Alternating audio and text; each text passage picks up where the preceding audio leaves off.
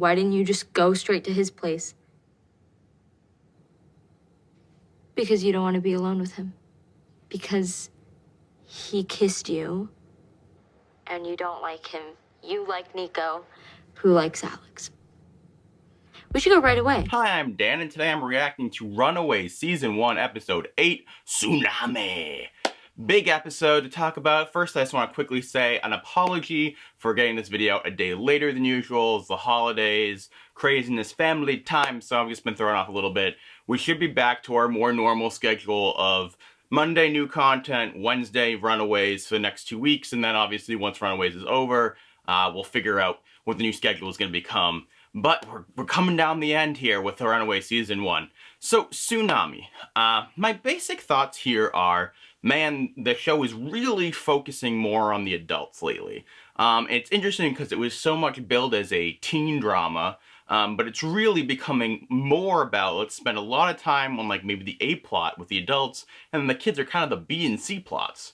It's an interesting choice. I'm not particularly taking to it super well. I do think this is one of the better, if not the best, storyline for the parents, and so that definitely brought me into the episode in a strong way. At the same time, I just can't help but feel sort of distanced from a lot of these adult characters.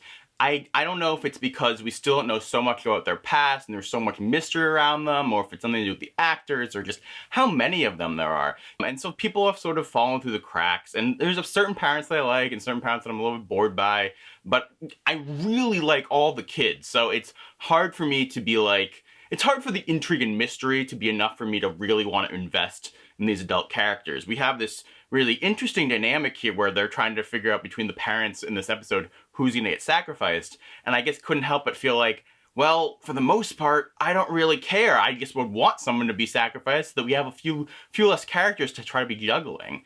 I like Victor, and he was definitely the one guy that I was like, well, he better frickin' survive. I think he's one of the most interesting characters.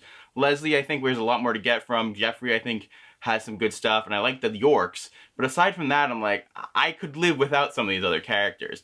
That said, I do think it was one of the better, if not the best, episodes for Janet. So there's a lot of good things going on here. Let's take a few steps back. So the real thrust of this episode centered around trying to save Victor.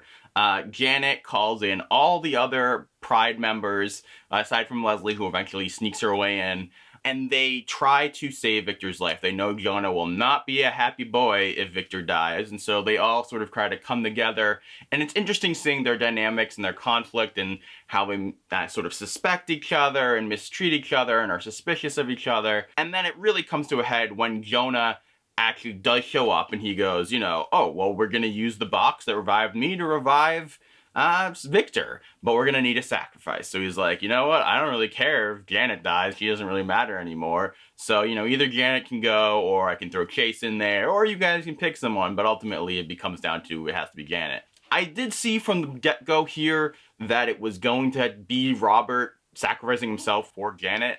I didn't see that Tina wouldn't let it happen. I think that that was a good moment for her character, because we know her as like such a Jonah apologist, I guess you could say, that she would go against him for Robert. I think Robert's a good actor. I was just kind of ready to see him actually go, but I do think that having nobody die was an interesting twist here, and I definitely think sort of taking Victor off the playing field for a little while or just spring back up at some point is going to be an exciting thing to watch, and I'm glad that we're not seeing the end of James Marsters here.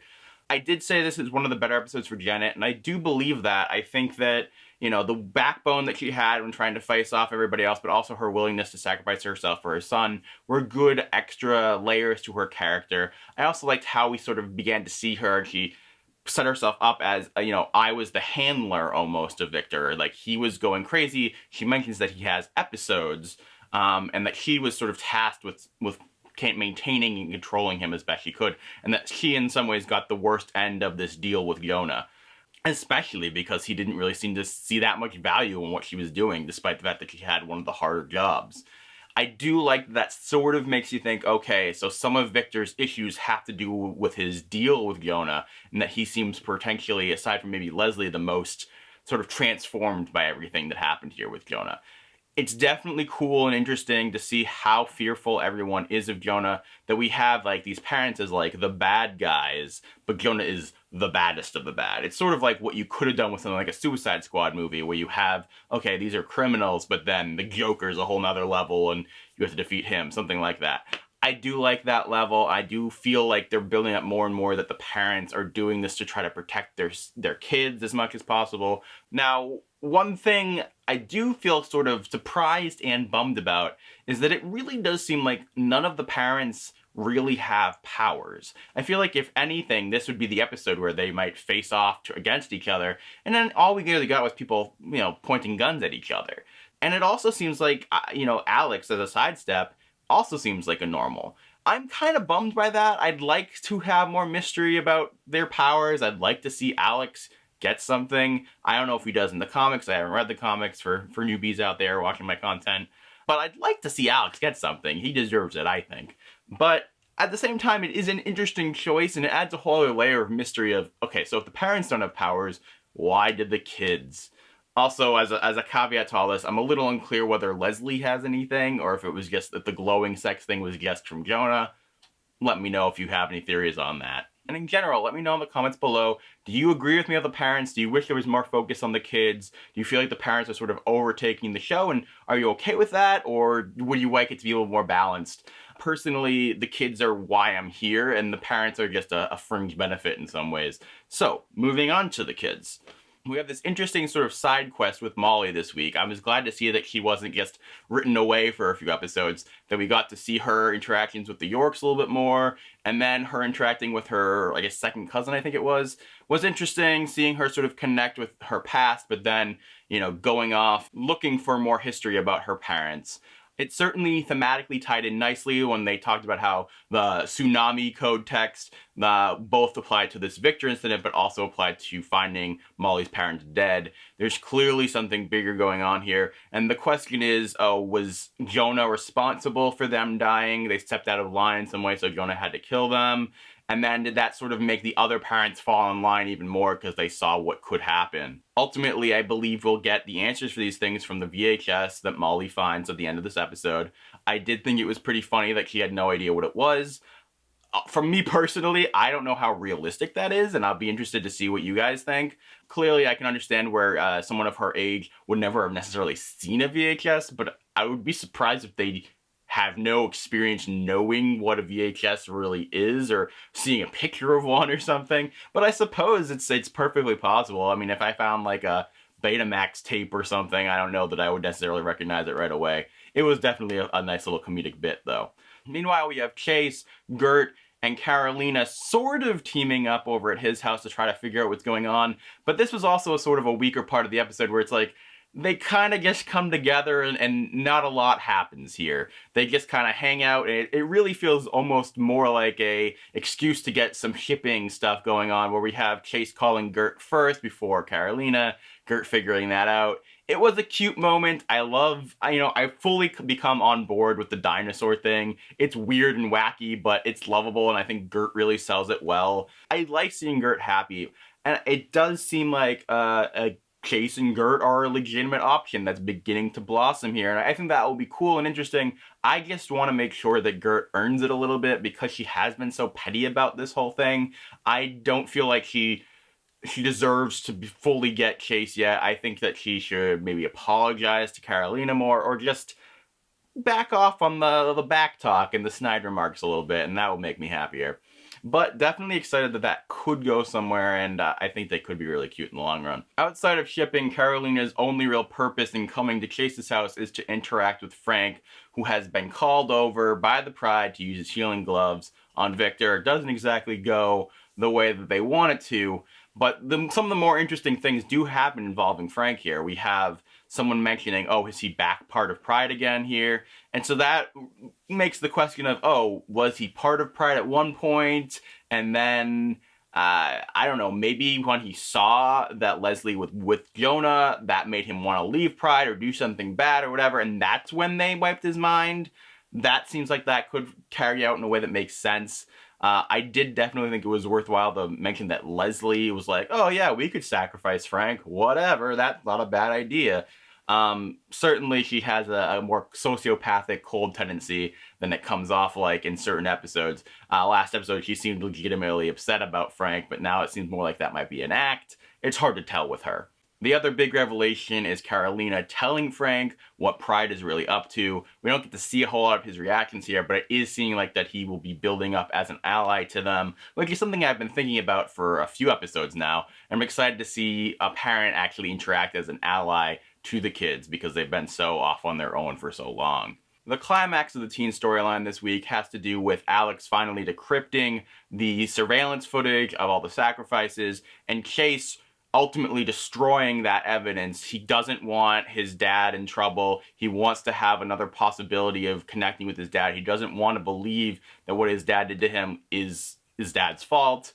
And now he knows Pride is the only thing that can save his dad's life. So he destroys that evidence. It's a nice moment of conflict. I'm excited to see where we go from there. And I definitely love the show the most when the teen characters are in conflict with each other, where we have sort of varying opinions. They all care about each other, but they also feel very passionately about things, which very nicely segues me into the whole discussion of Nico and Alex. Alex finally reveals how he knew Tina's password. Turns out that Amy had been hacking Tina's and the Wizard server in general. She found out all this stuff about her mom. She also was making money off of it, and then Tina found out about it. We hear this from a private investigator, and Alex is sort of aware of what's going on too. Ultimately, he thinks that Amy might have committed suicide because of something involving Tina. Maybe she was afraid of Tina's wrath. And he feels guilty that he didn't do anything to help, that he didn't do anything to stop, that he didn't tell Nico at the time. And then it kind of spiraled out of there where he continued to not tell Nico because he was scared and he blamed himself and he didn't want her to blame him. And so it was kind of a huge mess. I think in some ways the reasoning here is a bit muddled, but at the same time I appreciated some complexity here in Alex's character, that we had him sort of being a little bit culpable here, making bad decisions, and later in the episode with him and fighting Chase, there's anger there. He's not just the like perfect hero character, and I think adding that complexity was nice. And Nico, you know, certainly took him down and had some very choice words for him that I thought really added to her character and to the complexity of their relationship. What this ultimately brings us to is Nico finding her sister's phone, and at the very end of the episode, we find out that her sister got a text right before she died from an unknown person saying, he knows, he's coming, get out of there now. My thinking here is that maybe Tina is the one who warned Amy, that she didn't want, she knew Amy was in trouble, she knew Jonah knew, supposedly, maybe Jonah, and that she wanted to save her, but she also didn't want Jonah to know that she was trying to save her. To me, that's the most interesting layer, because I definitely don't want Tina to be involved directly in her kid's death. I want it to be that she couldn't stop it, and then from then on, she was more on Jonah's side because she wanted to protect Nico, she wanted to protect the rest of her family, and she knew how far Jonah would go. I think to me that adds an extra layer of complexity.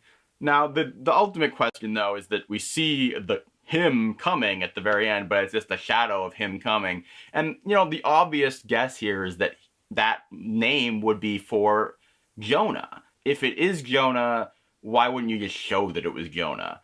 It seems too obvious that it would be Jonah in some ways, and so I'm like, oh, just show it. Just show, oh, looming Jonah all scary or something. So that leads me to think, oh, are there other possibilities? Could it have been Victor? Could it have been Robert?